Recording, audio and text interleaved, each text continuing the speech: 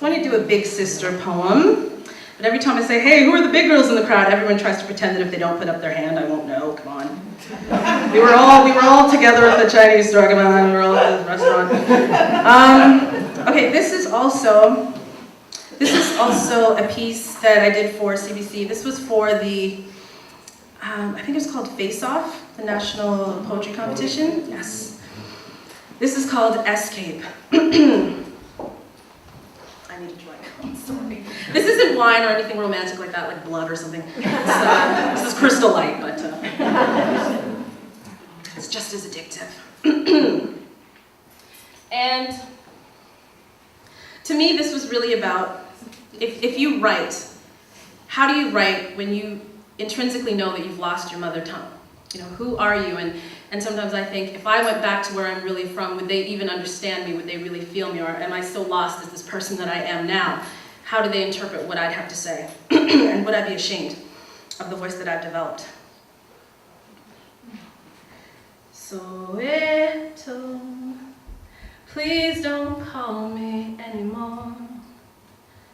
Soweto, I can't look at you. My words are ugly and so crude. Her name was Serengeti, but they called her S for short. Her last name was Cape, like the town where she was born.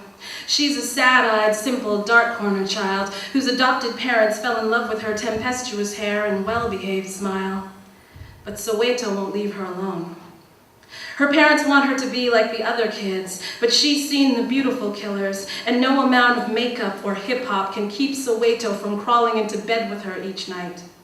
She's sleeping with passbooks in the bodies of charred school children who have killed each other's mothers so that they might one day speak her tongue with pride. Her best friend told her that life was difficult because how am I supposed to choose between my boyfriend, Joe Millionaire, The Bachelor, or making the band?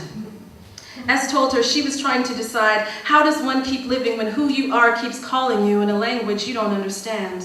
And what if you left the place that defined you, only to find that that place had found you? And when you tried to communicate, you found that your 16-year-old reality was so far removed from your ancient soul memories that you were unable. Her now ex-best friend looked at her and said, "You should get cable." And from that day forward, her silence grew and wrapped itself around her like redemption. She wore her silence long and straight around the shoulders like black girls wear extensions, and craved it more than J-Lo craves affection. She spent her waking hours giving Soweto her attention.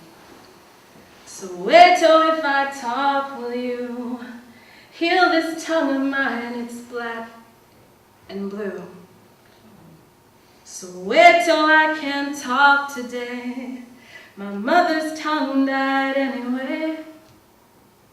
Her parents staged an unsuccessful intervention. Her school friends have given up, and her parents have given in. It's hard to explain to them the anguish she's living in, because she can't run from who she is and can't speak to who she was.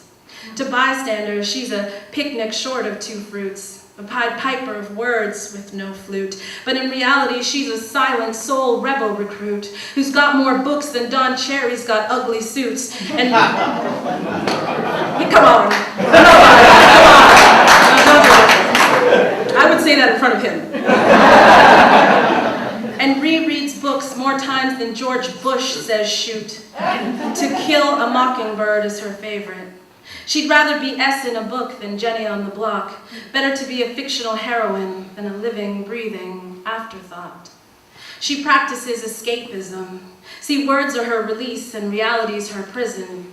Her self-proclaimed sentence is a life of lyricism. She writes as if a lyric could save a human soul. She's a warrior with words, a beautiful even on the outside girl with verbs, a voracious lyric eater, a time and meter disbeliever, a metaphoric rhyme receiver, and poetic license keeper of celestial manifestos from the gods. She writes as if a lyric could change a human's goals.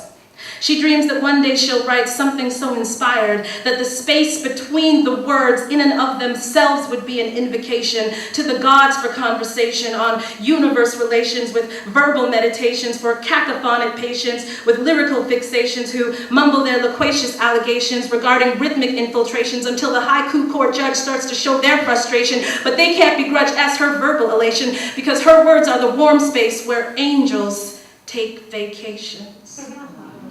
From space and time, to say grace to rhyme and prose. She writes as if a lyric could make a human whole.